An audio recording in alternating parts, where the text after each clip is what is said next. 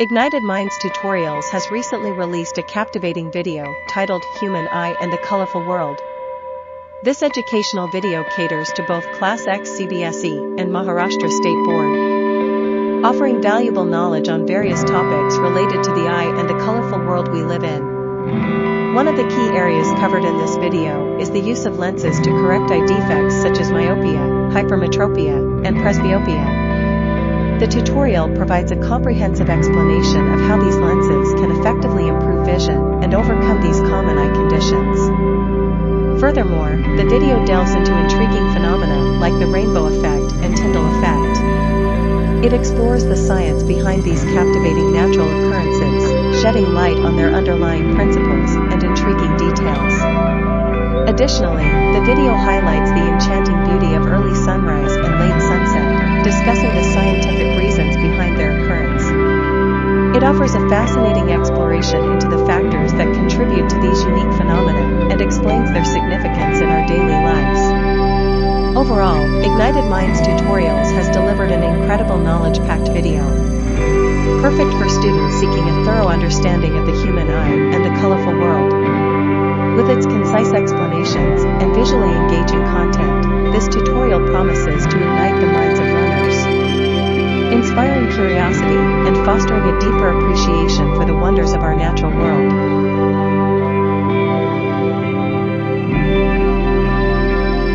Wonderful world state board में आपका ये पोर्शन है, इसलिए मैं अभी इसको करा दे रहा हूँ, ठीक है। But keep in mind the concept that I can use, ठीक है। तो आई बेसिकली हमारा है क्या, what is human I? It is actually a lens, ठीक है। ये हमारे विजन के लिए जरूरी है, ठीक है।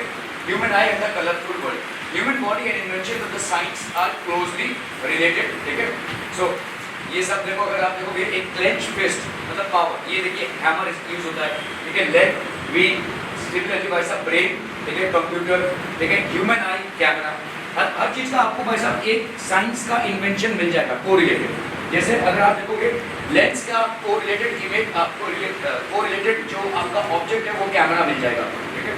सो इस तरह से अगर आप देखोगे, जैसे computer is basically performing the activities that the brain actually performs, ठीक है। तो हमने जितनी भी चीज़ें साइंस में इन्वेंट या डिस्कवर की हैं वो सारे आपके ह्यूमन नेचर से ही कनेक्टेड हैं, ठीक है। Okay okay okay. So human I would look something like this. Diameter of the I is about 2.4 centimetre, तो ये अप्रॉक्सीमेट डायमीटर है, देखिए, ठीक है। ये आपका होता है कॉर्निया पार्ट, ये आपका लेंस पार्ट, ठीक है। बहुत इंपॉर्टेंट पार्ट है ये, ठीक है। This is basically the cornea. Cornea is a thin transparent membrane bulging outwards. इस चीज को हमको ना बायो के हिसाब से नहीं समझना है, फिजिक्स के हिसाब से समझना है, ठीक है। ऑल्दो यहाँ पे हम ये नहीं समझेंगे कि क्या क्या सेल्स हैं, ठीक है, और क्या क्या टिश्यूज हैं हमारे आई में। हम यहाँ पे जो फिजिक्स रिलेटेड एस्पेक्ट है उसको समझेंगे। ये आई हमारे विजन के लिए कैसे यूजफुल है, कैसे इमेज बनता है, ठीक है। Okay, so cornea is basically a thin transparent membrane bulging outwards. तो इस तरफ आउटवर्ड्स आपका एक बल्ज रहेगा, ठीक है। There is a slight bulge that is there outwards. Maximum refraction of light takes place from cornea. सबसे ज्यादा रिफ्रैक्शन इस कॉर्निया सरफेस से होता है, ठीक है। So this is the cornea part. यहाँ पे होता है भाई साहब आपका आइरिस, ठीक है। This is known as the iris, okay. Behind the cornea there is a dark fleshy screen called the iris, ठीक है, ओके। ये आपका हो गया प्यूपिल, जो आपका एकदम काला सा जो छोटा सा दिखता है, दैट इज कॉल्ड द प्यूपिल, ठीक है। So this is the प्यूपिल। प्यूपिल is the opening of the changing diameter at the centre of the iris. हमारे पूरे आई में जो छोटा सा प्यूपिल होता है, बस उतने से ही हमारे अंदर, हमारे आंखों के अंदर लाइट अंदर जाती है, ठीक है। सो चेंजिंग डायमीटर मतलब इस प्यूपिल का साइज जो है तो बढ़ता घटता है, depending upon the availability of light. आपने देखा रहेगा कि अगर आप किसी अंधेरे जगह पे कोई चीज़ ढूंढने की कोशिश करते हो और अचानक से, मतलब आप जनरली देखोगे जैसे मतलब लाइट गई है और अचानक से अगर लाइट आती है रात के टाइम पे, तो थोड़ा सा आपको इरिटेशन होता है, आपकी आंखों में थोड़ा सा इरिटेशन होता है। समझ लो वैसा अंधेरे में कोई चीज़ ढूंढ रहे हो तुम और अचानक से तुम्हारे मुंह पे किसी ने टॉर्च मारा तो आप तुम इरिटेट हो जाओ। ऐसा क्यों होगा? Why will this happen? Because आपका जो प्यूपिल है वो अभी एक्सपैंडेड फॉर्म में है, वो बहुत कम लाइट मिल रहा है उसको और वो किसी चीज़ को ढूंढने की कोशिश कर रहा है। अचानक से अगर बहुत ज़्यादा लाइट आपकी आंखों में आ जाता है तो वो आपकी आंखों के लिए डेंजरस है और इसलिए आप आंख बंद कर लेंगे, वो रिस्पॉन्स टू स्टिमुलाई होगा। इसलिए बोलते हैं ना भाई साहब, ग्रहण को देखना नहीं चाहिए, हालांकि मतलब ऐसा बोला जाता है कि बुरा होता है, ये होता है, वो होता है, जो भी है, पर उसका एक साइंटिफिक रीजन ये है कि जब आप ग्रहण देखते हो, ठीक है, तो समझ लो ये ग्रहण मतलब होता है एक्लिप्स। तो अभी समझ लो मून आ गया है बिटवीन सन एंड दी अर्थ, तो मून क्या हो गया भाई साहब, अब दो तीनों भी बहुत स्पीड में मूव कर रहे हैं, मतलब सन तो अपनी जगह पे है लेकिन आपका मून और अर्थ दोनों भी मूव कर रहे हैं। तो फटाक से क्या होगा, अभी तो सन ढका हुआ है, फटाक से सन बाहर आ जाएगा। तो अभी आप जब मून ढका हुआ है सन से, तब वो आपको अंधेरा दिख रहा है, लेकिन फटाक से ये बाहर आ जाएगा तो उतनी रोशनी आपकी आंखों में आ जाएगी, and that can damage your lenses, ठीक है, क्योंकि आपका लेंस जो है वो अपने आप को एडजस्ट करता है on the basis of the availability of light. जितनी ज़्यादा अवेलेबिलिटी ऑफ लाइट रहेगी उतना वो कम हो जाएगा, छोटा हो जाएगा, डायमीटर उसको छोटा कर देगा, और जितना आपका कम अवेलेबिलिटी ऑफ लाइट होगा उतना डायमीटर एक्सपैंड होगा, ठीक है, okay. So pupil is the opening of changing diameter at the centre of the iris, okay. Function of iris regulates the amount of light entering the eye. तो ये iris करता क्या है भाई साहब, कितना लाइट हमारे आई के अंदर एंटर होता है इसको ये रेगुलेट करता है। It regulates the amount of light entering the eye. So iris does what people, it regulates the amount of light entering the eye, ठीक है। In bright light pupil contract, तो प्यूपिल जो है आपका कॉन्ट्रैक्ट हो जाएगा ब्राइट लाइट, ठीक है, okay. In dim light pupil widens, आपका डिम लाइट में वैसा प्यूपिल वाइडन हो जाएगा, ठीक है। The tendency of the pupil to adjust the opening of the light is called adaptation, ठीक है। तो जैसा भाई साहब आपका लाइट का अवेलेबिलिटी होगा उस तरह से प्यूपिल अपने आप को एडजस्ट करेगा। तो इसीलिए जब आप अंधेरे में हो, अचानक से जब आपके ऊपर लाइट गिरता है तो वो इरिटेशन कॉज करता है, क्योंकि आपके प्यूपिल ने जो एडजस्टमेंट किया है वो ज़्यादा से ज़्यादा लाइट एंटर करने के लिए किया है, क्योंकि अभी लाइट है नहीं, तो इसलिए इट हैज़ एक्सपैंडेड। और फटाक से अगर बहुत सारा लाइट एंटर करेगा तो it will not be able to adjust itself, ठीक है। तो एडेप्टेशन के लिए थोड़ा बहुत टाइम उसको देना पड़ेगा। अचानक मेहनत में अगर बहुत सारा लाइट उसमें एंटर करने की कोशिश करेगा तो हो सकता है डैमेज हो जाए, your eye lenses might get damage, ठीक है, okay. So tendency of the pupil, so this is basically the pupil, this is the pupil, ये अपने आप को एडजस्ट करता है according to the availability of light. Different colours of the eyes is because different colours of the eyes, अलग अलग, किसी का ब्राउन आईज दिखता है, किसी का वैसा नीली आंखें दिखती हैं, ठीक है, ये आपके आइरिस का कलर है, इसका प्यूपिल से कोई लेना देना नहीं है, ठीक है। The colour of the eyes is genetic in nature, ठीक है, जो आप वैसा वेरिएशन में पढ़ चुके हो, ओके। सो आपका भाई साहब ये हो गया eye lens. Eye lens is transparent double convex lens. तो आपका डबल कॉन्वेक्स मतलब इस तरीके का लेंस है, ठीक है, इस तरीके का एक कॉन्वेक्स लेंस है जो अपन पढ़ते हैं, ठीक है, ओके। ये हो गया आपका रेटिना।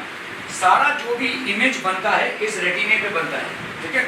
आपका भाई साहब ये रेटिना पे इमेज कन्वर्ज होकर बनता है, ठीक है, और यहाँ पे वैसे भाई साहब आपका ब्रेन तक सिग्नल जाता है। सारे इमेजेस आपने जैसे देखे कॉन्वेक्स लेंस में सारे इमेजेस क्या थे भाई साहब, इन्वर्टेड थे, रियल और इन्वर्टेड थे। इन्वर्टेड मतलब आप जो भी चीजें देख रहे हो वो सब के सब आपके रेटिना में इन्वर्टेड इमेज होता है, उल्टा।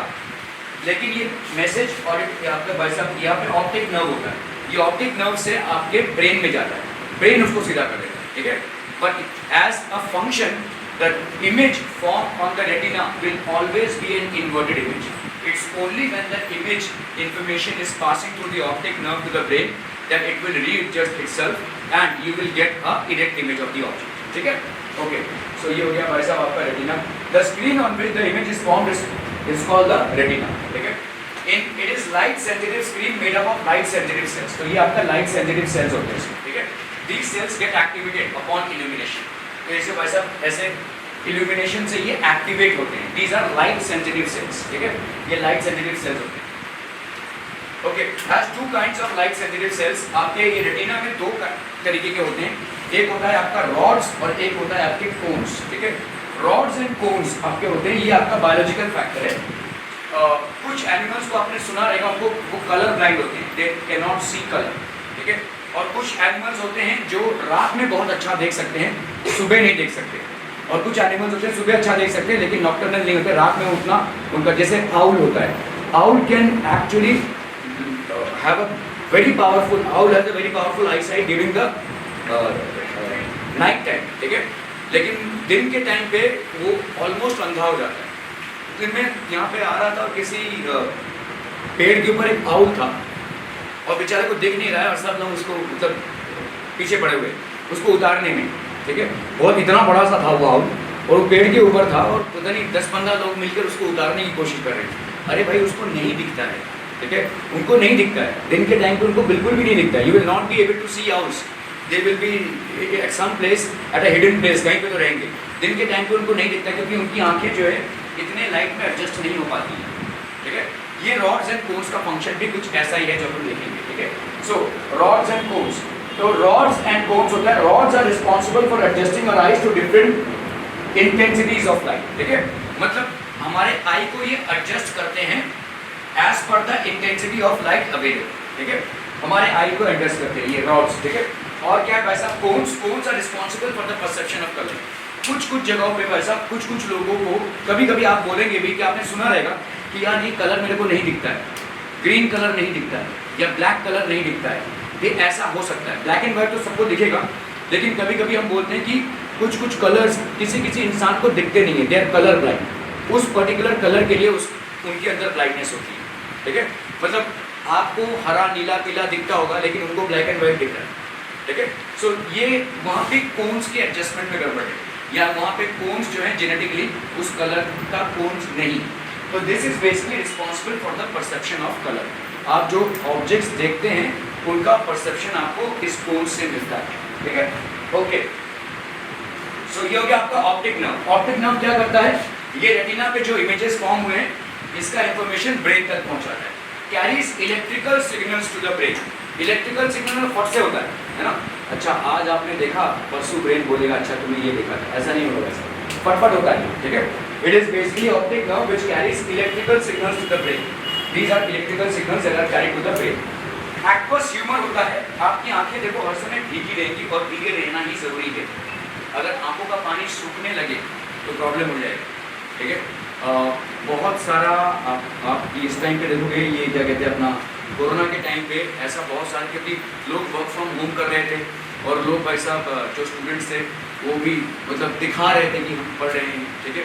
तो ये आप जब अपनी आंखों को एक्सपोज करते हो बहुत सारा ऑनलाइन मीडियम पे, अभी 8-9 घंटे अगर आप कंप्यूटर के सामने या मोबाइल के सामने बैठे हो, it can have an impact on you where this aqueous humour can start drying up. और ये अगर ड्राई अप होने लगा तो वैसा बहुत तकलीफ होगी, फिर तो मतलब आंखों की दृष्टि जाएगी, ठीक है, क्योंकि ये आपके आंखों के सामने ये भीगापन बना रहना बहुत ज़रूरी है। Your eyes always have to be moist, ठीक है, ओके।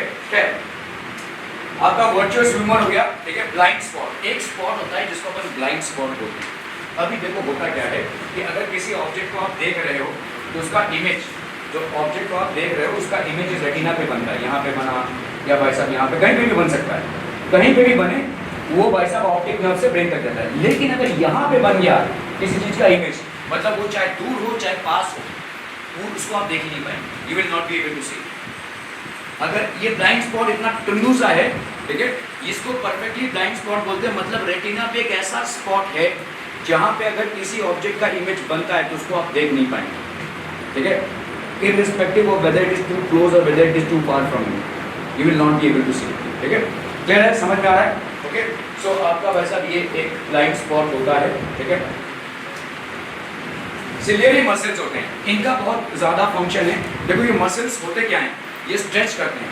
मतलब देखो आपका ये जो लेंस है, दिस इज बेसिकली ये लेंस है, ठीक है, और ये लेंस अडैप्ट कर रहा है, ठीक है, एज पर द नियरनेस और फारनेस ऑफ एन ऑब्जेक्ट। तो कभी ये जो सिलियरी मसल्स है ये इससे अटैच है, तो ये इसको खींचेंगे तो ये भाई साहब क्या हो जाएंगे, ये ऐसे हो जाएंगे। मतलब अभी क्या हो गया, फोकल लेंथ बढ़ गया क्योंकि रेडियस ऑफ कर्वेचर बढ़ गया। अभी जैसे रिलैक्स होंगे तो रेडियस ऑफ कर्वेचर ढीला हो गया, मतलब फोकल लेंथ कम हो गया। ये this will have a lesser focal length, this will have a higher focal length, ठीक है। As per the object that you are trying to see your lenses get adapted. तो भाई साहब सिलियरी मसल्स खींचेंगे तो ऐसे, ठीक है। मतलब आप किसी को देखने की कोशिश करो, चलो वैसे सब लोग सूरज को देखने की कोशिश करो, ठीक है। अभी सिर्फ सूरज पे ध्यान दो, ठीक है। ये आपको दिखेगा क्या, मतलब आपको कैसा दिखेगा, ब्लर दिखेगा, है ना। अगर समझ लो आप अपने हाथ को देख रहे हो, बाकी सब ना मुझे ब्लर दिखेगा। क्यों, ऐसा क्यों हो रहा है? आपको वैसा भी लेंसेज, कैमरा के लेंसेज में भी दिखेंगे। अगर आप समझ लो इस हाथ को फोकस करो, बाकी सब आपको क्लियरली नहीं दिखेगा। Why will the other things appear unclear और उतने प्रिसाइजली आपको क्यों नहीं दिखेगा? वाई? बिकॉज आपका जो लेंस है वो इस ऑब्जेक्ट के साथ एडजस्ट हुआ है, दूर के ऑब्जेक्ट के साथ ये लेंस एडजस्ट नहीं हुआ है, उसके लिए इसकी अलग एडजस्टमेंट की जरूरत है। ठीक है, जैसे अगर मैं इसको देख रहा हूँ तो ये ब्लर हो रहा है, अगर इधर देख रहा हूँ तो ये ब्लर हो रहा है, क्योंकि मेरा आई जो है वो अडेप्ट कर रहा है। ठीक है, मेरा आई जो है ये ऐसा खिंच रहा है या ढीला जा रहा है, खिंच रहा है या ढीला जा रहा है। ठीक है, समझ में आ रहा है? तो जब आप इस ऑब्जेक्ट को देख रहे हो तो आपके आई ने एक एडजस्टमेंट किया है, इसीलिए जो दूर वाला ऑब्जेक्ट है उसको आप उतनी क्लियरली नहीं देख पाओगे। लेकिन भाई साहब जब आप दूर वाले ऑब्जेक्ट को देख रहे हो तो आप पास वाले ऑब्जेक्ट को उतनी क्लियरली नहीं देख पाओगे, क्योंकि आपका सिलेरी मसल से कांस्टेंट एडजस्टमेंट कर रहा है। ठीक है, ऐसे बहुत सारे प्राणी हैं, जैसे कॉकरोच भाई साहब, उसके कंपाउंड आईज हैं, वो भाई साहब हजारों इमेजेस देख सकता है। ठीक है, टेढ़ा कुछ आपने देखा रहेगा, कुछ जैसे अगर आपको पीछे देखना होगा तो भाई साहब आपको पूरी मुंडी घुमानी पड़ेगी, है ना। लेकिन आपके कुछ एनिमल्स होते हैं जिनके आईज मूव होते हैं। ठीक है, देयर आईज एक्चुअली मूव, तो ये आपके कंपाउंड आईज होते हैं, these are known as compound eyes. ठीक है, क्लियर है? Okay okay okay. Ciliary muscles change thickness of eye lens by focusing. तो सिलियरी मसल्स क्या करते हैं भाई साहब, आपके इस जो सिलियरी मसल्स क्या करेंगे भाई साहब, आपके लेंस के थिकनेस को बढ़ा भी सकते हैं और घटा भी सकते हैं। ठीक है, तो ये आपके सिलेरी मसल्स हैं। ये सिलेरी मसल भाई साहब इसको खींचेंगे या ढीला छोड़ेंगे, खींचेंगे या ढीला छोड़ेंगे, और ये कॉन्स्टेंटली होता रहेगा। ठीक है, जब तक आप सो ना जाए तब तक ये होता ही रहेगा।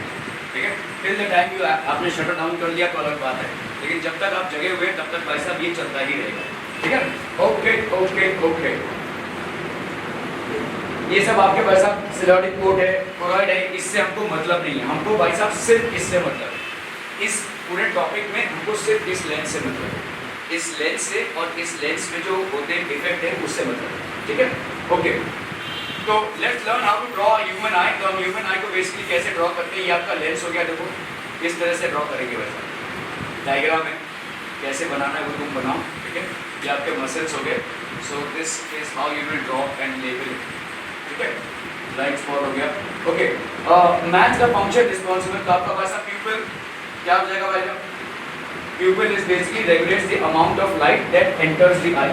प्यूपिल करता क्या है, it regulates the amount of light that enters the I, because eventually सारी चीजों को आप लाइट की सहायता से ही देख सकते हैं। ऑप्टिक नर्व ये भाई साहब मैसेज कैरी करता है ब्रेन तक, carries information of retinal image to the brain. ठीक है, कॉर्निया आउटर बल्जिंग पार्ट है भाई साहब, bulges outwards and hence causes maximum refraction of light.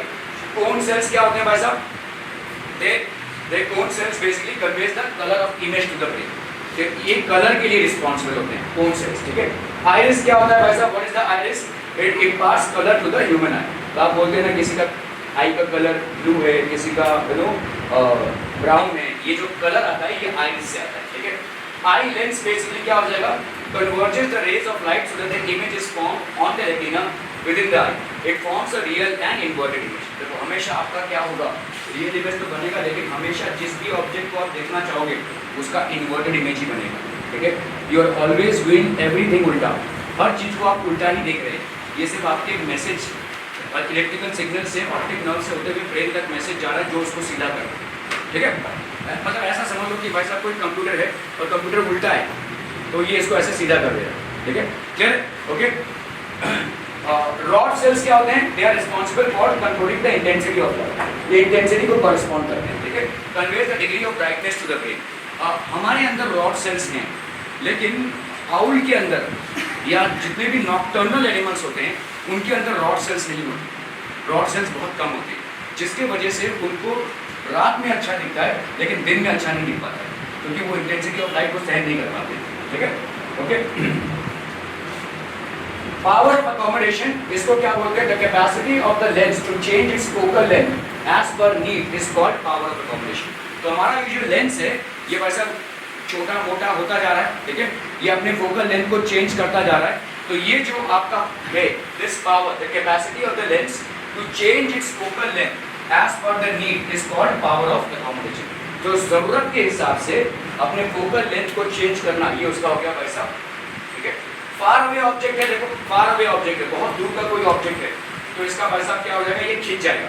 अगर बहुत दूर का कोई ऑब्जेक्ट है तो सिलेरी मसल्स को खींचकर भाई साहब लंबा कर देंगे, इससे क्या होगा, इसका फोकल लेंथ बढ़ जाएगा। ठीक है, तो यहाँ पे इसका इमेज बनेगा। While seeing objects at large infinite distances, the lens of the eye becomes flat and its focal length increases. ठीक है, ओके. नियर बाई ऑब्जेक्ट, जब आप पास की चीजों को देख रहे हैं तो ये क्या करेगा भाई साहब, रिलैक्स कर देगा इसको. इसलिए बस इसको रिलैक्स कर देगा, मतलब ये थोड़ा सा इसका फोकल लेंथ कम हो जाएगा. ठीक है, तो फोकल लेंथ विल रिड्यूस. तो नियर बाई ऑब्जेक्ट को जब आप देख रहे हैं, by seeing near by object the length becomes more rounded and it's focal length decreases. इसका फोकल लेंथ भाई साहब डिक्रीज होगा.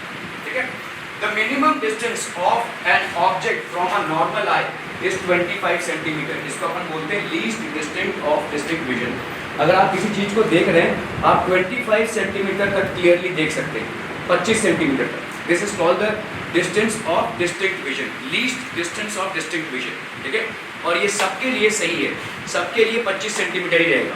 हाँ, कभी क्या होता है, जैसे मेरे लिए वैसा ये 30 तक ही खत्म हो रहा है, मतलब 25 तक मैं क्लियरली नहीं देख पा रहा हूँ, तो ये मेरे आई का प्रॉब्लम. ठीक है, फिर मेरे को लेंस करना पड़ेगा. For a normal I the least distant of distinct, किसी चीज को पास लाते लाते लाते लाते कहाँ तक आप पास लाओ कि उसको ठीक से क्लियरली देख पाओ, ये डिस्टेंस होगा आपका 25 centimetre. Least distance of distinct vision. Are we clear to this one people? ठीक है, और ये सबके लिए आपका जो फार पॉइंट होता है, कितने दूर तक आप देख सकते हैं, ये सबका अलग अलग है, और हम जनरली इसको इन्फिनिटी मान लेते हैं. ठीक है, सबके लिए इन्फिनिटी होता है, और ये सबके लिए ही 25 सेंटीमीटर होना चाहिए फॉर अ नॉर्मल आई. ठीक है, the minimum distance of an object from a normal I eight which it is clearly visible without stress on the I is called as the minimum distance of distinct vision for a normal human eye. The near point is 25 centimeter. ठीक है, clear है? Okay, thank you so much for your valuable time. Myopia क्या हो गया फिर से? Near sightedness. दूर की चीज़ें नहीं दिखेंगी आपका, दूर की चीज़ें दिखेंगी कि नहीं दिखेंगी? दूर की चीज़ें ठीक से नहीं दिखेंगी, पास की चीज़ें आपकी दिखेंगी. पास की चीज़ों का डिस्टिंक्ट विजन क्या होता है? 25 सेंटीमीटर तक आपको सही से दिखेगा. ओके, अभी दूर का जो पॉइंट होता है वो इनफाइनाइट होता है, लेकिन मायोपिक आई के लिए क्या हो जाएगा? लेस देन इन्फिनिटी हो जाएगी. ठीक है, और मायोपिक आई में क्या होगा, जब दूर की चीज़ों को आप देखने की कोशिश करेंगे तो उसका इमेज कॉर्निया के पहले ही बन जाएगा, जिसकी वजह से आपको आपका जो रेटिना में होगा ब्लरी इमेज दिखेगा. ठीक है, बट अगर आप एक कॉन्केव लेंस को यूज़ कर रहे हैं, so now the image will be formed on the retina. ठीक है, तो ये इसके वजह से होता है. ठीक है, these are the reasons for which myopic eye में भाई साहब ये देखो दूर की चीज़ों का भाई साहब यहाँ पे कन्वर्जेंस हो जाता है, जिसकी वजह से आपको ऐसा दिखता है. रिजल्ट को आप कैसे यूज़ कर रहे हैं भाई साहब? आपका करेक्शन क्या कर रहे हैं? You are basically using a concave mirror. You are using a concave mirror. Sorry, अपना कॉन्केव मिरर में क्या हो जाएगा? ऐसा डाइवर्ज हो जाएगा. डाइवर्ज होकर अब जाकर भाई साहब रेटिना में फॉर्म करेगा. ठीक है, it will basically diverge and finally form on the retina. तो अभी देखो ध्यान से, इसका मतलब क्या है? अगर मैं इस रे को लूँ, इस रे को जहाँ पे ये डाइवर्जेंस हुआ है ना भाई साहब, ये देखो पहले तो पैरेलल आ रहे थे, अभी ये डाइवर्ज हुआ है. अगर इसको मैं कन्वर्ट करूं तो ये कहां पे आ रहा है? देखो ये इस आई के फार पॉइंट पे आ रहा है. ठीक है, आई का फार पॉइंट है ये, देखो ये आई का फार पॉइंट है. लेंस को जब आप डाल रहे हो तो बराबर आई के फार पॉइंट पे ही इमेज बन रहा है. भले ही इमेज ऑब्जेक्ट आपका इन्फिनिटी पे है, ध्यान दो, ऑब्जेक्ट आपका इन्फिनिटी पे है, लेकिन इमेज आपके फार पॉइंट पे बन रहा है लेंस को जब आपने यूज किया. तो इसको लिख लीजिए फटाफट. फार पॉइंट, मायोपिक आई और करेक्शन. आप जब करेक्शन कर रहे हैं by means of a concave lens, although the object is placed at infinity, the image is formed at the far point of the eye. Image आपका far point पे ही बनेगा.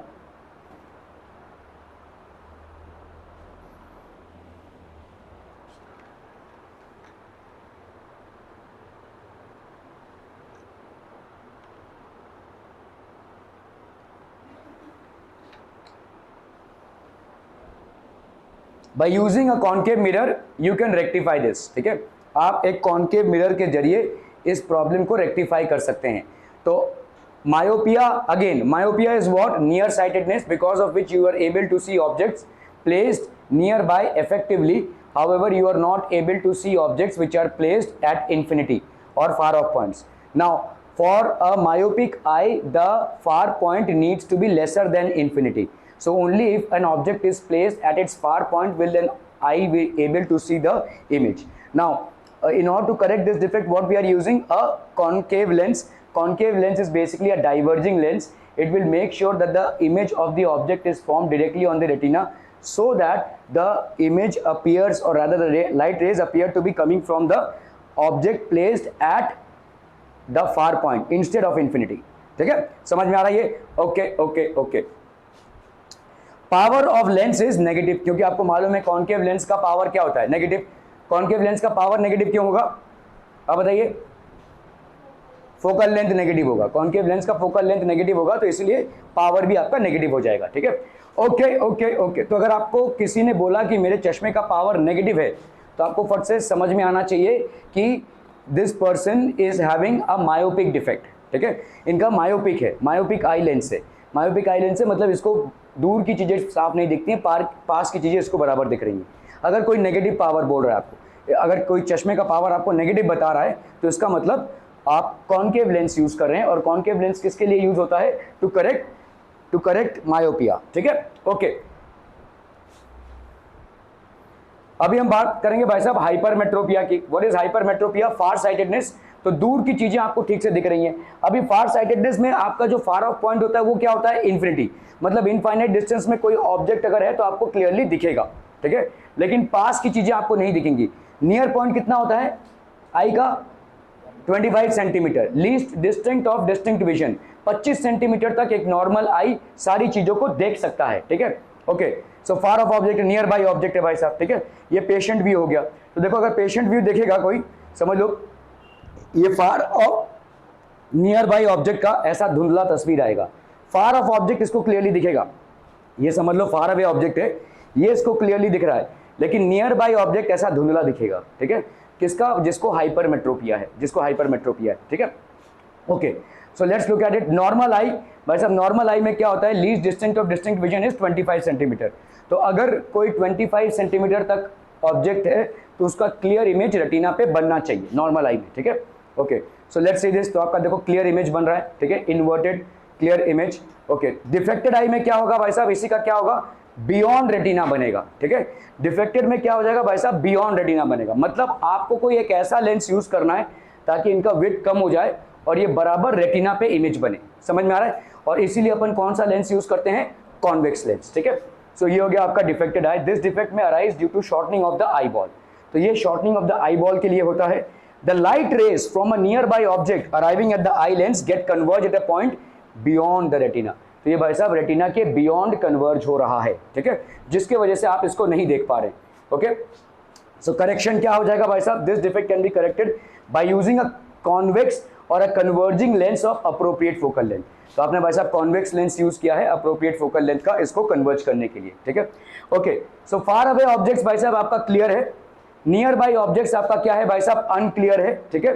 तो अगर कोई तो the light rays from a nearby object arriving at the eye lens get converge at a point behind the retina. ये भाई साहब कहां पे होंगे, near point behind the retina. This defect may arise due to eyeballs getting flattened और curvature of the cornea and the eye lens decreases. Curvature भाई साहब decrease हो जाता है। हाइपरमेट्रोपिक आई में क्या हो रहा है, देखो बियॉन्ड रेटिना फॉर्म हो रहा है। ये नॉर्मल आई के लिए है, 25 सेंटीमीटर दूर आपको बराबर दिख रहा है। ये आपका किस टाइप के आई के लिए है, हाइपरमेट्रोपिक आई के लिए, जिसकी वजह से आपको पीछे दिख रहा है, ठीक है। Okay, corrected using a convex lens. Convex lens को अगर आप यूज करते हैं, ठीक है, सो यहाँ पे करेक्शन क्या हो जाएगा, ये कॉन्वेक्स लेंस को आपने यूज किया तो यहाँ पे रेटिना पे बराबर इमेज बन रहा है, ठीक है। चलिए इसको जरा फटाफट से लिख लीजिए, क्विक क्विक एवरीवन, जल्दी जल्दी करना है भाई साहब।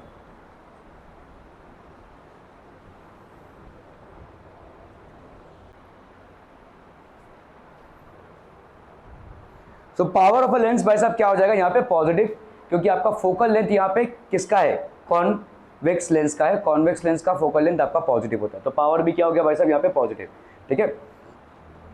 आई डिफेक्ट्स, एक और आई डिफेक्ट होता है जिसको अपन बोलते हैं प्रेस बायोपिया, ठीक है। इसको हम ओल्ड एज हाइपरमेट्रोपिया बोलते हैं, ठीक है। ओल्ड एज के साथ होता है। Far away objects clear, near by objects unclear. तो आपको फार अवे ऑब्जेक्ट्स भाई साहब क्लियरली दिख रहे हैं, नियर बाई ऑब्जेक्ट्स आपको अनक्लियर दिख रहे हैं। ज़्यादा करके कोई भी 40 क्रॉस करता है तो उसको होगा ही, मुझे भी है, ठीक है। जो भी 40 क्रॉस करते हैं उनको ये होता ही है। This is with related to age, ठीक है। So old age that is above 40 years, ठीक है। Muscles near the lens lose their ability to change the focal length. तो ये फटाफट से फोकल लेंथ को चेंज नहीं कर पाते हैं, ठीक है। The muscles which are near the lens lose their ability to change the focal length, ठीक है। Near point 25 centimetre shifts further away from the eye. तो आपका जो नियर पॉइंट है वो थोड़ा सा दूर चला जाता है, ठीक है। It is basically old age hypermetropia, जहाँ पे आप दूर की चीज़ों को तो ठीक से देख पा रहे हैं लेकिन पास की चीज़ों को ठीक से नहीं देख पा रहे हैं, ठीक है। ज़्यादा करके आप देखोगे जितने भी 40 प्लस उम्र के लोग हैं वो पढ़ने के टाइम पे चश्मा जरूर यूज़ करेंगे, भले ही और टाइम पे ना यूज़ करें, लेकिन पढ़ने के टाइम पे जरूर से चश्मा यूज़ करेंगे। They you will see that, right? Why? Because their near point has, ये उनका इफेक्ट आया है, near point 25 centimetre shifts further from eye, ठीक है? Okay okay okay. So correction convex lens of suitable focal length, अगर हमने convex lens use किया suitable focal length तो इसको हम करेक्ट कर सकते हैं, ठीक है? Okay. Eye defect, some people developed a combination of myopia and presbyopia. तो कुछ लोगों को क्या हो जाता है भाई साहब, मायोपिया भी होता है और प्रेस बायोपिया भी हो जाता है, ठीक है? प्रेस बायोपिया आपका हाइपरमेट्रोपिया विथ ओल्ड एज है, ठीक है? लेकिन मायोपिया और हाइपरमेट्रोपिया दोनों भी होता है, in which they are not able to see near as well as far off objects clearly. बहुत दूर की चीज़ों को नहीं देख सकते ठीक से और बहुत पास की चीज़ों को भी ठीक से नहीं देख पा रहे, ठीक है? So this is called basically, तो इसके लिए अपन क्या यूज़ करते हैं, bifocal lens.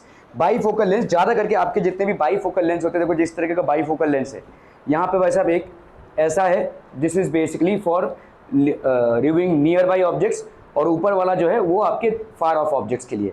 So this is known as bifocal lens. Upper part is concave, तो अगर आप देखोगे ये वाला पार्ट अलग है ना, ये अपर पार्ट भाई साहब क्या है, कॉन्केव टू करेक्ट मायोपिया, मतलब दूर की चीज़ों को करेक्ट करने के लिए है, और नीचे वाला पार्ट आपका कॉन्वेक्स है टू करेक्ट हाइपरमेट्रोपिया, ठीक है? To correct hypermetropia. Lower part is convex to correct hypermetropia. इसको लिख लीजिए जरा फटाफट, quick quick. Upper part is concave to correct myopia and lower part is convex to correct hypermetropia.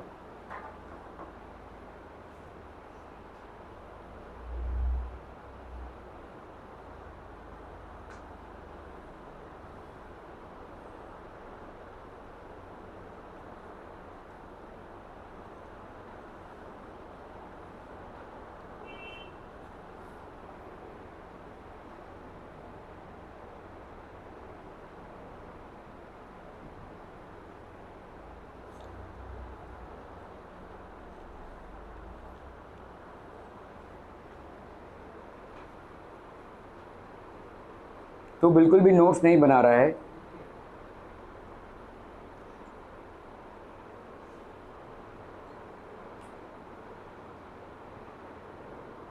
Done? Okay. तो distinguish between myopia and hypermetropia, a person can see nearby objects clearly, a person can see far off objects clearly. The defect arises due to elongation of eyeball. This defect arises due to flattening of eyeball. ठीक है, यहाँ पे क्या होगा, image of a distant object is formed in front of the retina. यहाँ पे image of the nearby object is formed behind the retina. This defect is corrected by the use of concave lens of suitable focal length. This defect is corrected by use of convex lens of suitable focal length. चलिए इसको जरा फटाफट से लिख लीजिए भाई साहब, quick quick. Hypermetropia और मायोपिया में डिफरेंसेस।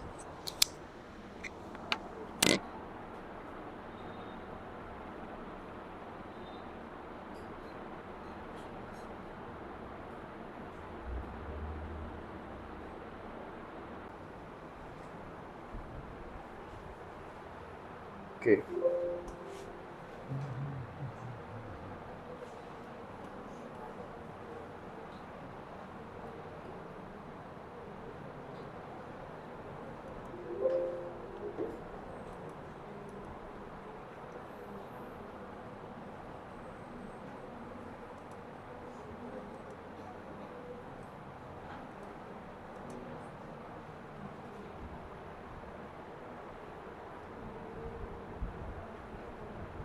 ओके अभी हम पढ़ेंगे भाई साहब इंटरनल रिफ्लेक्शन, ठीक है? टोटल इंटरनल रिफ्लेक्शन क्या होता है? आपने देखा कि भाई साहब जैसे कोई दीवार होती कोई ग्लास होता है, उसमें से रिफ्लेक्शन भी होता है और रिफ्रैक्शन भी होता है। यहाँ पे अपन पढ़ेंगे भाई साहब टोटल इंटरनल रिफ्लेक्शन कब होगा, क्रिटिकल एंगल क्या होती है, ठीक है? तो लेट्स स्टडी दिस ईयर। तो जैसे समझो यहाँ पे भाई साहब आपको एक एक्वेरियम है, इसमें आपको मछलियाँ दिख रहे हैं, ठीक है? सो अगर देखो let's say this is an incident ray, ठीक है? ये आपका एक एंगल ऑफ इंसिडेंस होगा। Let's say this is basically an angle of अरे यार, तो यहाँ पे देखो एंगल ऑफ इंसिडेंस हमने normal incident ray, normal incident ray, normal incident ray, normal, ठीक है? तो यहाँ पे एक एंगल ऑफ इंसिडेंस हो गया, लेट्स से I1, ये हो गया भाई साहब I2, लेट्स से ये हो गया I3 और लेट्स से ये हो गया I4, ठीक है? जैसे जैसे आपका एंगल ऑफ इंसिडेंस होगा वैसे वैसे आपका एंगल ऑफ रिफ्लेक्शन भी होगा, ठीक है? All of these will have their own angle of reflection as well. तो आपका समझ लो ये एंगल ऑफ इंसिडेंस, ये हो गया आपका, देखो यहाँ पे हो रहा है रिफ्लेक्शन और रिफ्रैक्शन, दोनों भी हो रहा है। पूरा पूरा रिफ्लेक्शन नहीं हो रहा है क्योंकि this is basically an transparent medium, ये ट्रांसपेरेंट मीडियम है, ऊपर से आप इसको देख पा रहे हैं, जिस चीज को ऊपर से आप देख पाते हैं वो ट्रांसपेरेंट मीडियम हो गया, ठीक है। ये हो गया भाई साहब इंसिडेंट रे, ये हो गया क्या भाई साहब रिफ्लेक्टेड रे, और ये क्या हो जाएगा रिफ्रैक्टेड रे। This is what people, this is refracted रे, this is what, this is reflected ray, this is reflected ray, और ये क्या हो जाएगा भाई साहब इंसिडेंट रे, ठीक है। ये वाला हो गया आपका एंगल ऑफ इंसिडेंस, ये हो गया आपका एंगल ऑफ रिफ्रैक्शन, और ये हो गया आपका एंगल ऑफ रिफ्रैक्शन, ये हो गया रिफ्लेक्शन। ये और ये बराबर होंगे, एंगल ऑफ इंसिडेंस और एंगल ऑफ रिफ्लेक्शन आपका बराबर होगा, angle of refraction will be different, ठीक है, okay.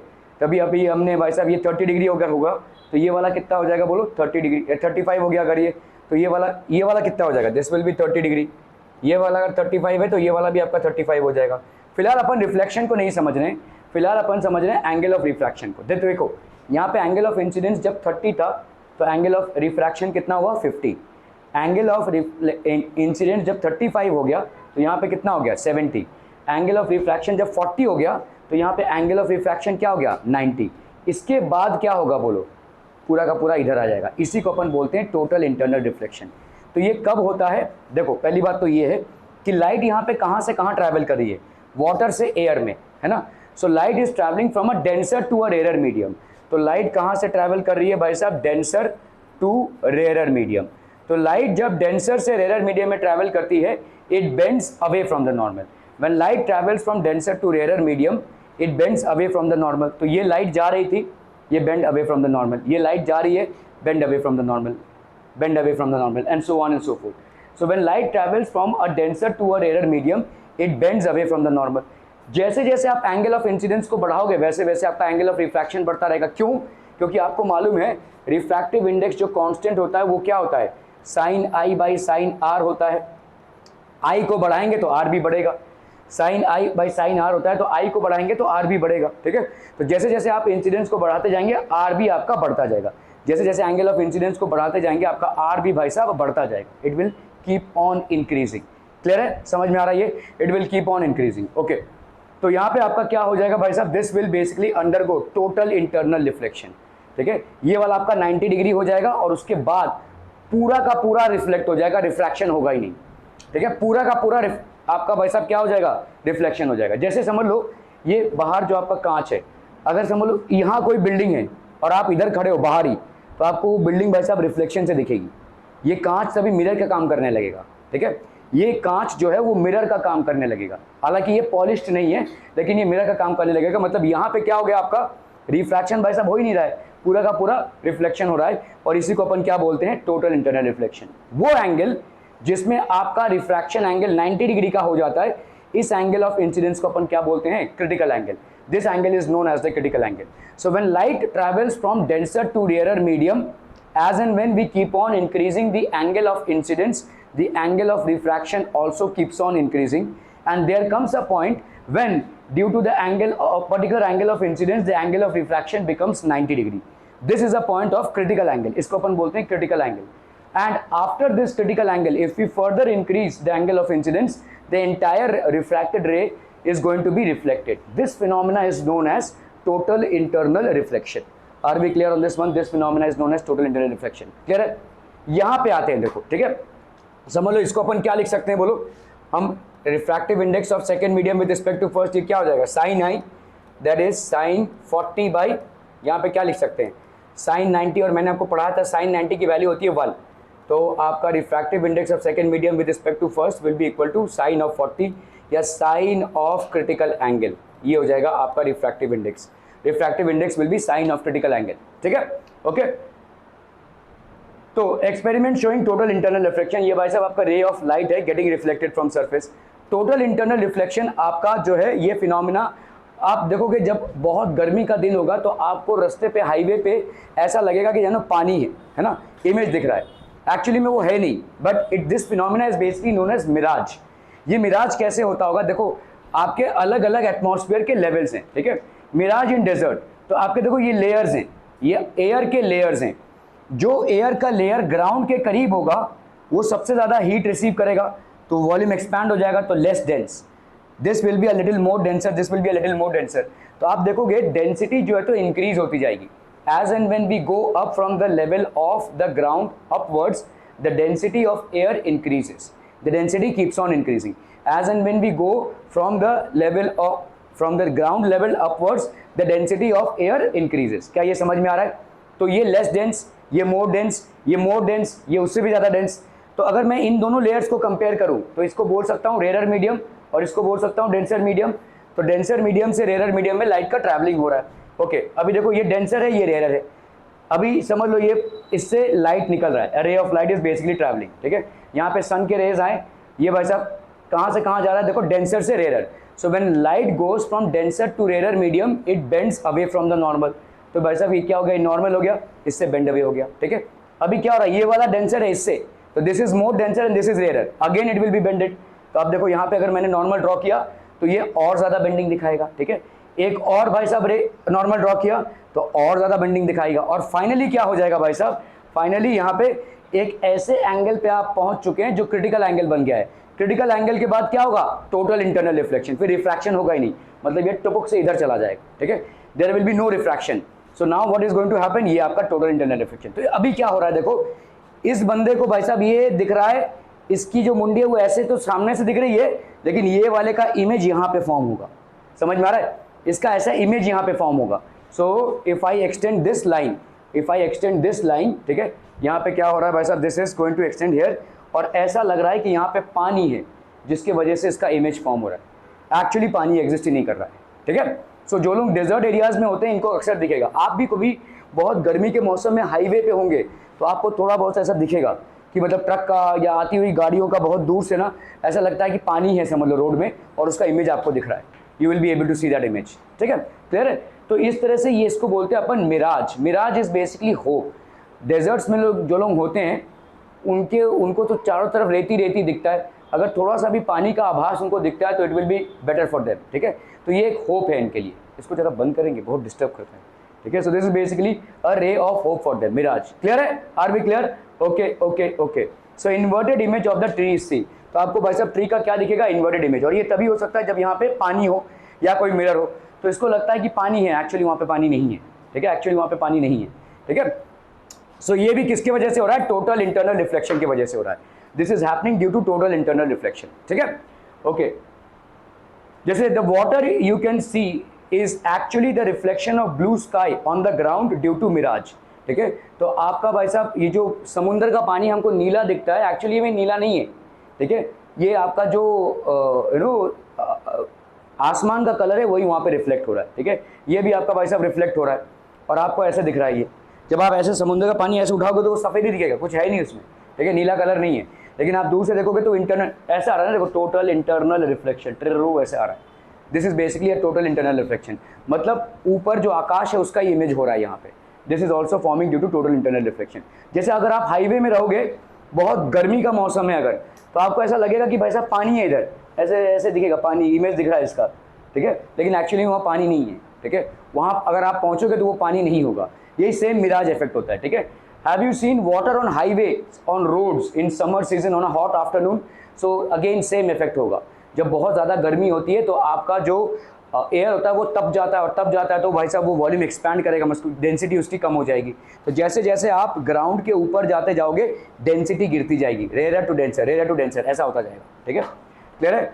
Okay okay okay. So for mirage to occur there has to be total internal reflection. Total internal reflection है तो दो conditions होती हैं भाई साहब, क्या, light should travel from denser medium to rare medium, ठीक है, और दूसरा क्या है भाई साहब, light should hit the angle greater than the critical angle between the two mediums. इसको लिख लीजिए भाई साहब, ठीक है। दो कंडीशन है भाई साहब आपके टोटल इंटरनल रिफ्लेक्शन के लिए। एक है भाई साहब light to travel from denser to rare medium,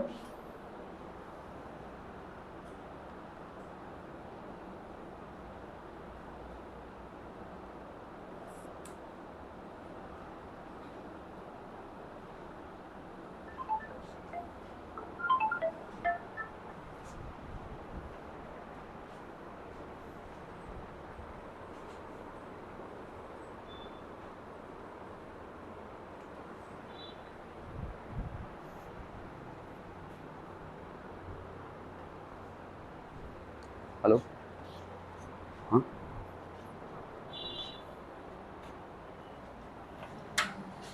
बोलिए।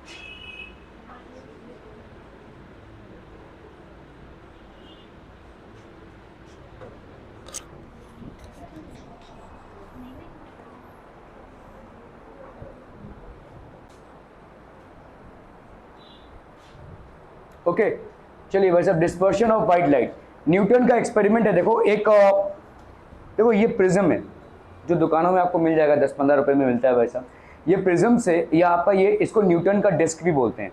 इसमें 7 कलर्स हैं विबग्योर। अगर इसको आप जोर से घुमाएंगे तो ये आपको व्हाइट दिखेगा, ठीक है, बिकॉज व्हाइट लाइट और rather colourless light is made up of these 7 colours, ठीक है। ओके सो अगर हमने भाई साहब इसको जोर से घुमाया, it will appear as white. इसको न्यूटन्स डिस्क भी बोलते हैं, ठीक है। ओके तो आपका देखो, अगर हमने किसी प्रिज्म से लाइट को पास कराया, it will actually split up into its 7 components, ठीक है। इसको अपन बोलते हैं डिस्पर्शन। आपके स्कूल में जैसे होता है ना कि डिस्पर्शन का टाइम क्या है, डिस्पर्शन का टाइम क्या मतलब बच्चों के छूटने का टाइम क्या है, तो सारे बच्चे एक साथ छूट जाते हैं। वैसे ही लाइट का जो कॉम्पोनेंट्स है, लाइट इन 7 कलरों से बना हुआ है, वायलेट, इंडिगो, ठीक है। ये सारे आपको भाई साहब 7 कलर्स है, विबग्योर जिसको हम बोलते हैं, ठीक है। सो ये 7 कंपोनेंट्स में ये स्प्लिट अप हो जाता है, ठीक है। After passing from a prism, light gets split up into its 7 components, ठीक है। This is called basically what, dispersion of light. ये आपका विबग्योर। सबसे ज़्यादा डेविएशन किसका होता है, वायलेट का। सबसे कम डेविएशन किसका होता है, रेड का, ठीक है। Violet, indigo, blue, green, yellow, orange and red. So ये विबग्योर कंपोनेंट में लाइट का स्प्लिट अप होना, this is called dispersion of white light. तो violet, indigo, blue, orange and red. This phenomena of splitting of white light by a prism into its constituent colors is known as dispersion. The band of colors is known as spectrum. ये जो band of colors है, इसको अपन क्या बोलते हैं, spectrum, ठीक है। This phenomena of splitting of white light, ठीक है, by a prism into its constituent colors is known as dispersion. इसको अपन बोलेंगे dispersion. The band of colors is known as spectrum. जल्दी से को लिखिए बच्चा, फटाफट फटाफट, क्विक।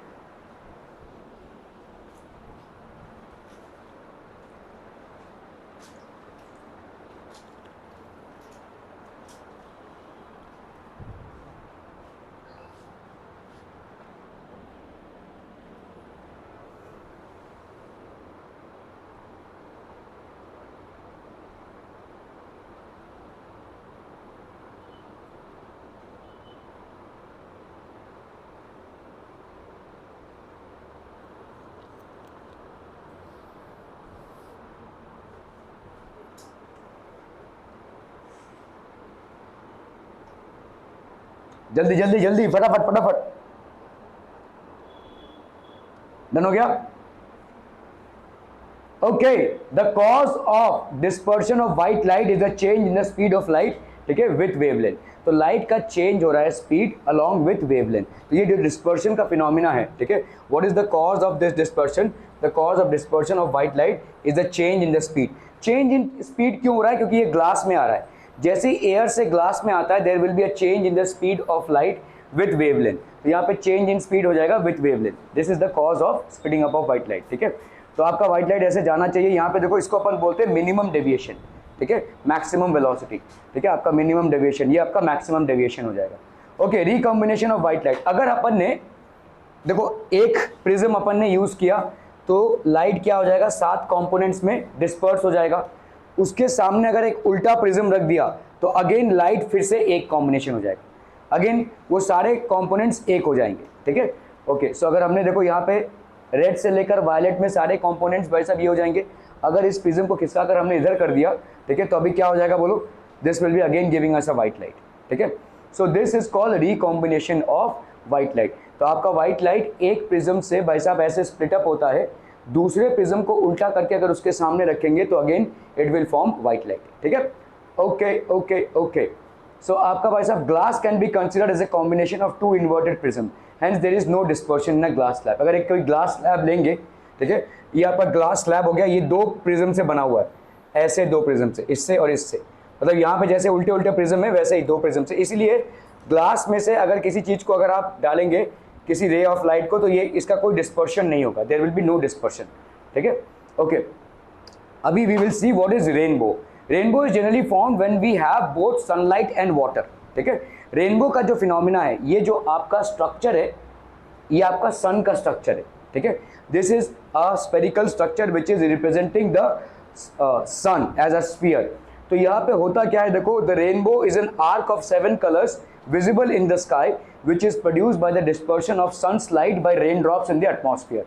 तो एटमॉस्फेयर में वैसे वैसे रेन ड्रॉप्स हैं, ठीक है, और ये रेन ड्रॉप्स भाई साहब देखो, ये एक रेन ड्रॉप को अगर आप देखोगे तो ऐसा है ना, ये रेन ड्रॉप होता है, ये एक है क्या, ये एक प्रिज्म की तरह ही तो है शेप, और प्रिज्म में डिस्पर्शन होता है, ठीक है। तो सनलाइट का जब इसमें से गुजरना होता है तो it splits up into 7 colours, और यही सतरंगी आपको दिखता है। When sunlight actually falls on these rain drops, तो रेनबो आपको तभी दिखेगा जब बारिश और धूप दोनों एक साथ हो। रेनबो आपको तभी दिखेगा जब बारिश और धूप दोनों एक साथ हो, ठीक है। Okay, so rainbow is an arc of 7 colors visible in the sky, which is produced by the dispersion of sun's light by raindrops in the atmosphere. तो डिस्पर्शन की वजह से हो रहा है, बस अब समझ लीजिए रेन फॉर्मेशन है, ठीक है। Rain droplets act like small prisms, तो ये स्मॉल प्रिज्म की तरह भाई साहब बिहेव करेंगे। सन का इसमें रे आता है, तो देखो ये प्रिज्म बन गया, ये डिस्पर्स होगा भाई साहब, और again it will combine and again it will basically form. तो ये आपका रिफ्रैक्शन, आपको यहाँ पे क्या दिख रहा है, देखो टोटल इंटरनल रिफ्लेक्शन हो रहा है। सन से रेज आए, यहाँ पे भाई साहब हुआ, और यहाँ पे टोटल इंटरनल रिफ्लेक्शन हो गया, क्योंकि यहाँ पे क्रिटिकल एंगल से ज़्यादा में इंसिडेंट हो रहा है, और यही चीज़ आपको यहाँ पे दिख रही है, ठीक है। You are able to see this. 5:30 है ना,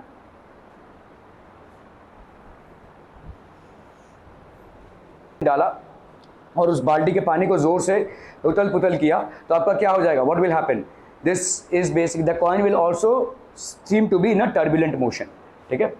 okay, why planets do not twinkle, planets क्यों नहीं ट्विंकल करते हैं, क्योंकि प्लैनेट्स का खुद का लाइट नहीं होता है, प्लैनेट्स का खुद का लाइट नहीं होता है, they reflect the light that is falling on them from the sun, the layer which is away from the earth is rarer, ठीक है।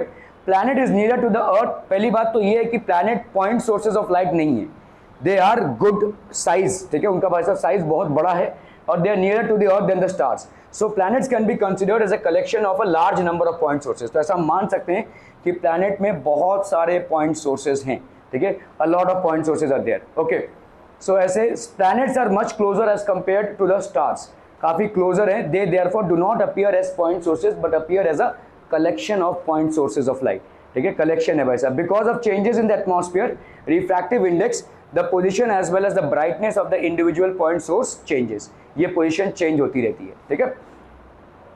The average position and total average brightness remains unchanged and planets do not twinkle. तो इसीलिए भाई साहब इतना बड़ा इसका size है कि ये ट्विंकलिंग अपीयर नहीं करेगा, ठीक है। ओके, एडवांस सनराइज, हम जब भी सनराइज को देखते हैं हमको लगता है अभी सूरज उगा, लेकिन ऐसा नहीं है, ठीक है, अभी सूरज उगा नहीं है, समझो ये आपका अर्थ है, आप यहाँ पे हैं, ठीक है, और सन भाई साहब आपको कब दिखेगा, जब आप स्ट्रेट आपके सामने आ जाए, सन आपको यहाँ पे होगा तो भी दिख जाएगा, आपको लगेगा कि सन यहाँ पे आ गया। कैसे, क्योंकि आपके एटमॉस्फेयर में अलग अलग लेवल्स है, और ये बेंडिंग होती रहेगी और आप तक पहुँच रही है, और आप सोच रहे हो कि भाई साहब यहाँ पे है सन। एक्चुअली सन अभी तक सनराइज एक्चुअली हुआ नहीं है, आपके स्ट्रेट हॉराइजन लेवल के वो नीचे है, but still you are able to see it. Generally you are able to see sun before 4 minutes, ठीक है, 4 सेकेंड पहले, सॉरी, आप देख लेंगे, और सनराइज में भी यही होता है, ठीक है। तो ये समझ लो अर्थ है भाई साहब, ठीक है, ये अर्थ में भाई साहब आपके क्या हैं, अलग अलग लेयर्स हैं, यहाँ पे आप हैं भाई साहब, आपका ये होराइजन है, जो स्ट्रेट आपको दिखता हो वो आपका होराइजन है। आपको चीज़ें तभी दिखेंगी जब आपके बराबर होराइजन पे हो, ऊपर या नीचे ना, जब बराबर इस पे आ जाए, ठीक है। ओके, तो सन यहाँ पे है, देखो राइजिंग सन, लेकिन आपको दिख जाएगा, अभी भी आपके लेवल पे नहीं आया है सन, लेकिन आपको दिख जाएगा। क्यों, why will this happen, because sun का देखो यहाँ पे अलग अलग लेयर्स में क्या हो रहा है, बेंडिंग ऑफ लाइट हो रही है, और आपको लग रहा है भाई साहब सन यहाँ तक पहुंच गया है। ये आपका राइजिंग सन है और ये आपका एपरेंट सन है। एपरेंट मतलब जो दिख रहा है, वहां पे है नहीं, लेकिन this is the apparent position of the sun. ये rays of light continuous bending suffer करेंगे क्योंकि एटमॉस्फेयर के लेवल्स अलग अलग डेंसिटी में है, रेयर टू डेंसर ऐसा लाइट ट्रैवल कर रहा है, और इसी की वजह से आपको लग रहा है कि सन यहाँ पे आ गया है। तो actually the sunrise is not sunrise, अभी तक सन ने आपके होराइजन को क्रॉस ही नहीं किया है, ठीक है, लेकिन आपको पहले से दिख जाएगा, ठीक है। और सनसेट में उल्टा ही फिनोमिना होता है, डिलेड सनसेट, मतलब सन अभी नीचे चला गया है ऑलरेडी, ठीक है, लेकिन आपको लग रहा है कि भाई साहब अभी तक, जैसे समझो ये आपका होराइजन है, ये सेटिंग सन है, ठीक है, लेकिन आपको फिर भी यहाँ पे दिखेगा सन चला गया है, आपके होराइजन लेवल के नीचे चला गया है, ऑलरेडी सेट हो चुका है, लेकिन आपको दिखेगा कि भाई साहब यहाँ पे है अभी तक, ठीक है, सन आपके होराइजन लेवल के नीचे नहीं गया है, ठीक है, इसको अपन डिलेड सनसेट बोलते हैं। The sun appears 2 minutes late, the sun appears to set 2 minutes late, ठीक है। Okay, scattering of sunlight, scattering of sunlight क्या होता है भाई साहब, आपका समझ लो ये सनलाइट है और ये आपका भाई साहब एंगल ऑफ रिफ्रैक्शन है, रेगुलर रिफ्लेक्शन, और ये हो गया भाई साहब इरेगुलर रिफ्लेक्शन। क्या ये समझ में आ रहा है? रेगुलर रिफ्लेक्शन पॉलिश सरफेसेस पे होता है, देखिए पॉलिश सरफेस, जैसे ग्लास एक पॉलिश सरफेस है, मेटल्स एक पॉलिश सरफेस है, मिरर एक पॉलिश सरफेस है, और इरेगुलर रिफ्लेक्शन ऐसे ऊबड़ खाबड़ सरफेसेस पे होता है, जैसे ये दीवार एक इरेगुलर सरफेस है, ठीक है। तो ये इरेगुलर सरफेसेस पे आपके जो इंसिडेंट लाइट होते हैं उनके एंगल ऑफ इंसिडेंस सब अलग अलग हो जाते हैं, तो इसका मतलब उनका एंगल ऑफ रिफ्लेक्शन भी अलग अलग हो जाता है भाई साहब, ठीक है। ये ऐसे जाएगा भाई साहब, यहाँ पे बराबर ऐसे आया और सब के सब ऐसे गए, यहाँ पे ऐसे आया तो सब, लेकिन सब ऊबड़ खाबड़ अपने डिस्टेंसेस पे चले गए। ये चीज आपने लोअर क्लासेस में पढ़ रखी है, रेगुलर और इरेगुलर रिफ्लेक्शन, ठीक है। तो आपके सन में आपका जो सन के रेज आते हैं वो इरेगुलर सरफेस पे आ रहे हैं, अर्थ एक इरेगुलर सरफेस है भाई साहब, ठीक है। Scattering is the process of absorption and then re emission of light energy, तो अब्जॉर्ब करना और फिर उसको री एमिट करना, इसी को अपन क्या बोलते हैं? स्कैटरिंग, ठीक है, this is known as scattering. तो factors affecting scattering of light क्या क्या है भाई साहब?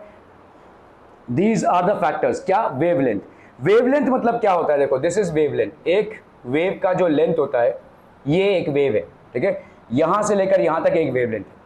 अभी आप यहां पे देखो रेड का वेवलेंथ सबसे ज्यादा है और वायलेट का वेवलेंथ सबसे कम है, ठीक है। Wavelengths of light for different colours are different, ठीक है। लाइट आपको व्हाइट लाइट दिख रही है, लेकिन उस व्हाइट लाइट में अलग अलग कलर कंपोनेंट्स हैं और सबके वेवलेंथ्स अलग अलग हैं, all of them have different wavelengths.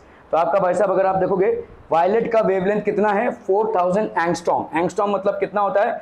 4000 into 10⁻⁻10 metre, ठीक है, ये होता है भाई साहब वेवलेंथ। इसका कितना है भाई साहब? 8000 एंगस्ट्रॉम, ठीक है।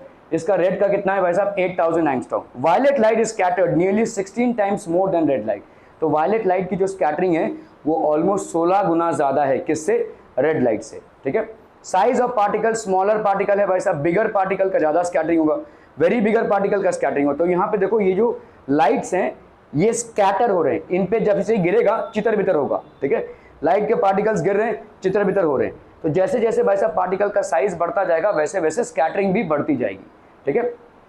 तो different colours of the sky, raise travel minimum scattering, भाई साहब देखो minimum scattering, raise travel least distance, ठीक है। जब आपके जो राइट रेज हैं वो कम से कम डिस्टेंस ट्रैवल करते हैं तो उनका लीस्ट स्कैटरिंग होता है। जितना ज़्यादा वो डिस्टेंस ट्रैवल करेंगे उतने ही पार्टिकल्स उनके रास्ते पे आएंगे और जितने पार्टिकल्स आएंगे उतना ज़्यादा स्कैटरिंग होगा, ठीक है। फॉर लीस्ट डिस्टेंस, अगर रेज ट्रैवल अगर लीस्ट डिस्टेंस रहेगा तो मिनिमम स्कैटरिंग रहेगी, ठीक है। डिफरेंट कलर्स ऑफ लाइट, तो आपका समझ लो भाई साहब ये कलर ऑफ लाइट है।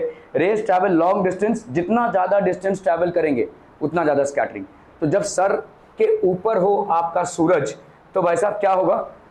Least distance less scattering. जब इधर आ गया हो मोर डिस्टेंस मोर स्कैटरिंग। क्या ये समझ में आ रहा है? ठीक है, मोर डिस्टेंस मोर स्कैटरिंग। तो आपका देखो यहाँ पे स्कैटरिंग बढ़ जाएगा, ठीक है। यहाँ पे आ गया भाई साहब again scattering. Raise travel longest distance, तो मैक्सिमम स्कैटरिंग यहाँ पे होगी, ठीक है। जब आसमान ऊपर, सूरज आपके ऊपर हो तो आपका सबसे कम स्कैटरिंग होगा क्योंकि लीस्ट डिस्टेंस है। जैसे जैसे भाई साहब इधर आ गया the scattering will become more, ठीक है। Okay, so red and orange colour gets scattered the least. तो सबसे कम स्कैटरिंग किसकी होती है? रेड और ऑरेंज कलर की। इसीलिए जब आपके सर के ऊपर रहता है तो यहाँ पे कितनी स्कैटरिंग हो रही है? लीस्ट स्कैटरिंग, तो ये नहीं दिखेगा आपको, ठीक है। ये आपका सबसे कम स्कैटरिंग होता है। यहाँ पे जब बहुत ज़्यादा स्कैटरिंग होगी तब आपको रेड और ऑरेंज कलर दिखेगा। इसीलिए सनराइज या सनसेट के समय आपको कलर ऑफ स्काई क्या दिखता है? रेड या ऑरेंज, बिकॉज वहाँ पे सबसे ज़्यादा स्कैटरिंग होती है। यहाँ पे जब सर के ऊपर जब आपका सन रहता है, you will C least scattering, ठीक है, सबसे कम स्कैटरिंग होगा, ठीक है, ओके। सो नो एटमॉस्फेयर, अगर आपका कोई एटमॉस्फेयर नहीं होता था तो कोई स्कैटरिंग नहीं होती थी, you will not have notice, आपको ब्लैक स्काई दिखता था, you would have notice a black sky, no colour, ठीक है। तो आपको भाई साहब इस तरह से नो एटमॉस्फेयर का अगर होता था रीजन, अगर ऐसा होता था अर्थ, तो आपको भाई साहब कोई स्कैटरिंग दिखती नहीं थी, ठीक है। तो no scattering, hence the space would have appeared black. ये जो आसमान का कलर आपको दिख रहा है, ये आसमान बोल के कोई चीज है ही नहीं, it is basically the scattering of light which is giving a blue colour to it, ठीक है, ओके।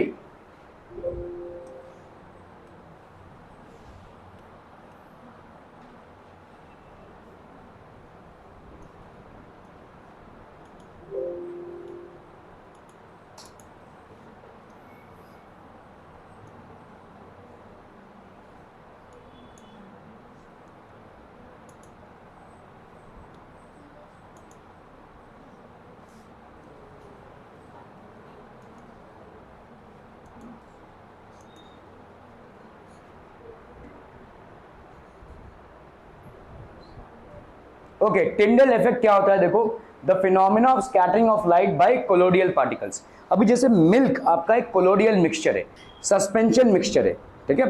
तो phenomena of scattering of light by colloidal particles, ये कैसे होता है भाई साहब, ये समझ लीजिए सोर्स ऑफ लाइट है, कॉन्वेक्स लेंस है, कोलोडियल सोल्यूशन है, कार्डबोर्ड है, अगेन कॉन्वेक्स लेंस, आपको कैसा दिखेगा भाई साहब, this will seem to be like this, जैसे सोडियम थायोसल्फेट एक कोलोडियल सोल्यूशन है, ठीक है।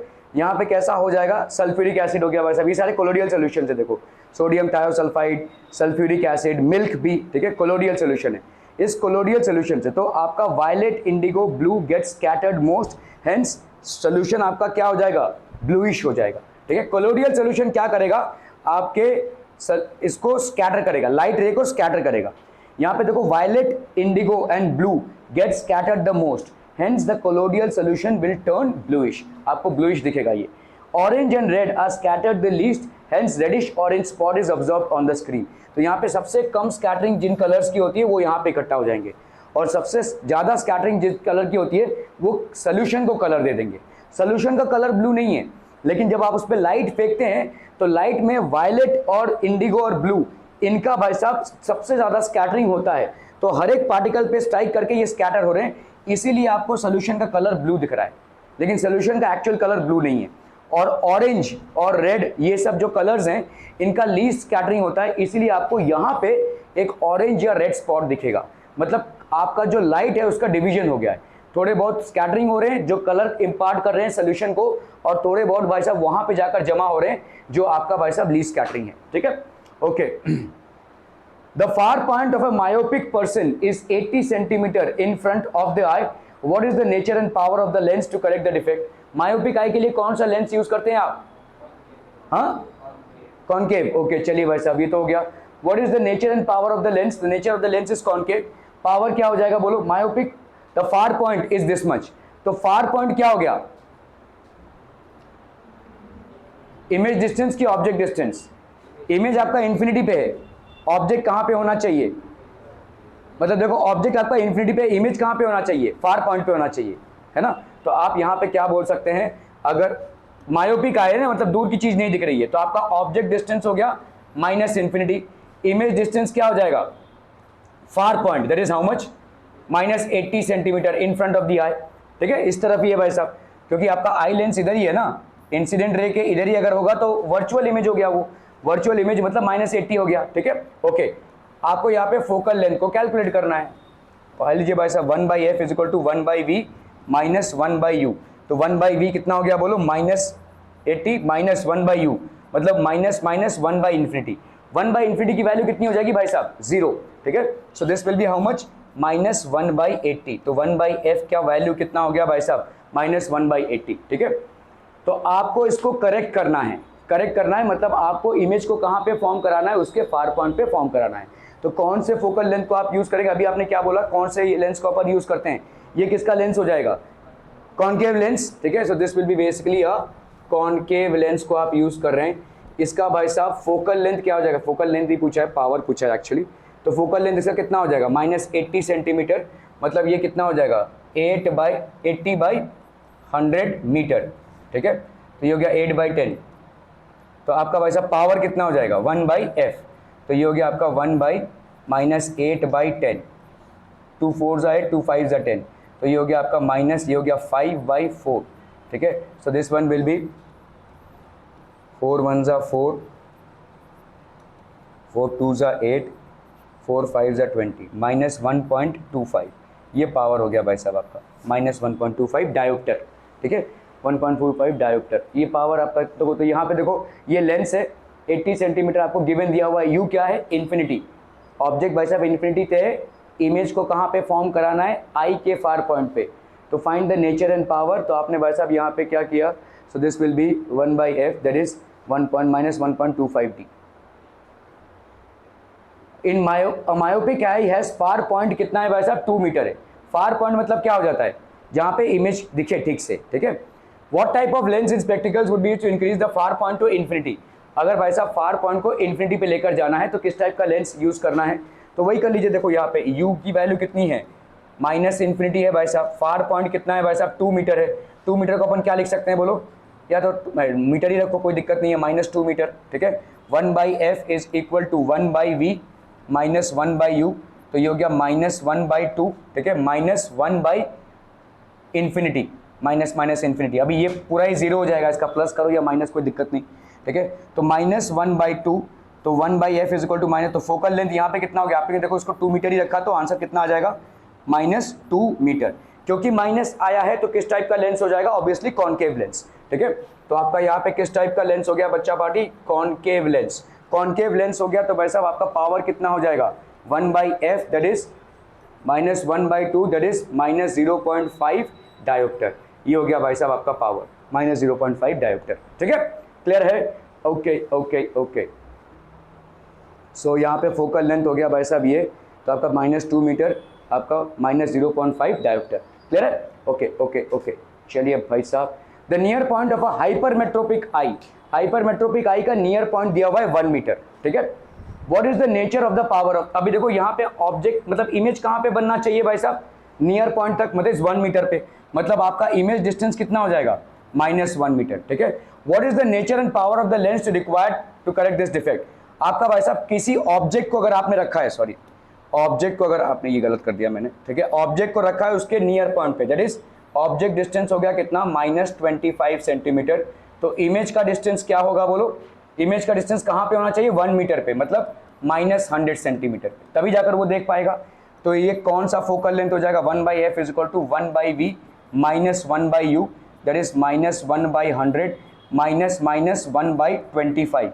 सो that will be how much, ये हो गया आपका 100, ये हो गया -125 इंटू 4, तो ये हो गया 4, 4 - 1 कितना हो गया भाई साहब 3/100। तो f की वैल्यू कितनी हो गई 100/3, 100/3 दैट इज 3 6 3 1 3, तो ये हो गया आपका 3 3 9, 3 3 9, 33.33, ठीक है। ये आ गया आपका प्लस में भाई साहब।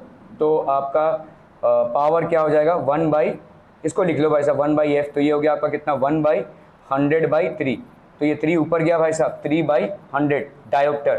तो that will be how much 0.03 dioptre, ये प्लस में आ गया। तो किस टाइप का लेंस यूज करेंगे आप, convex lens of power 0.03d, ठीक है, convex lens of power 0.03d। Okay, तो आपका भाई साहब यहाँ पे हो गया, देखो u -25, v की value -1, nature and power of the lens आपसे पूछा है।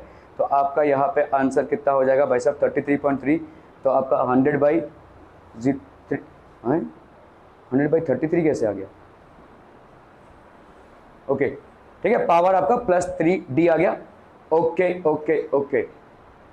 N eye has a near point distance, एक आई है जिसका नियर पॉइंट डिस्टेंस कितना दिया हुआ है 0.75 मीटर, ठीक है। नियर पॉइंट डिस्टेंस मतलब आपका ये क्या हो जाएगा, this will be image distance, image distance is -0.75 metre, ठीक है। नियर पॉइंट अगर किसी ऑब्जेक्ट को अपन ने कहाँ पे रखा है -0.25 मीटर पे रखा है, ठीक है, तो उसका इमेज कहाँ पे बनना चाहिए इसके लिए, और इसके लिए अपन कौन सा लेंस यूज़ करेंगे, तो लेट्स से फोकल लेंथ अगर f है तो 1/v माइनस 1/u, तो यहाँ पे कितना हो जाएगा बोलो -1/0.75 माइनस -0.25, ठीक है।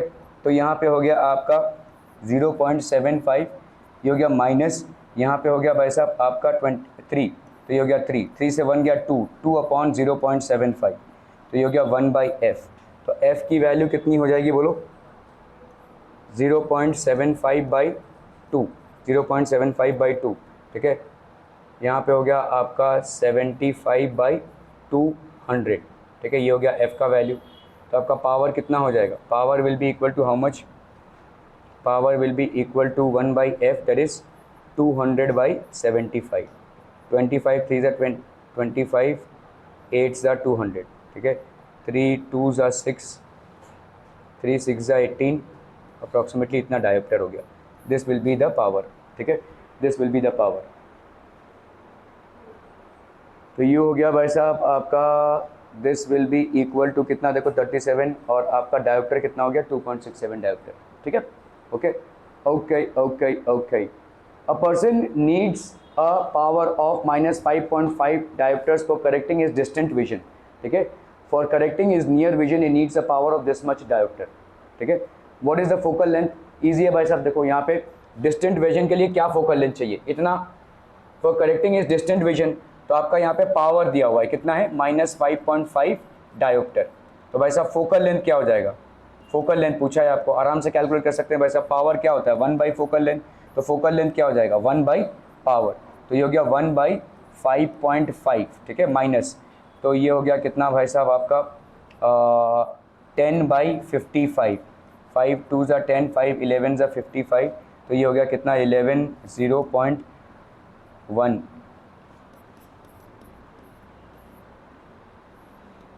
11 1 ज़ा 11, 11 8 ज़ा 88, ठीक है। अप्रॉक्सीमेटली कितना हो जाएगा? 0.18। तो ये फोकल लेंथ कितना हो गया भाई साहब? मीटर, 0.18 मीटर, जिसको अपन 18 सेंटीमीटर भी लिख सकते हैं अप्रॉक्सीमेटली, ठीक है। इसी तरह से इसका भी कैलकुलेट करना है भाई साहब। क्या है? 1.5 दिया हुआ है, उसका कैलकुलेट करना है, ठीक है।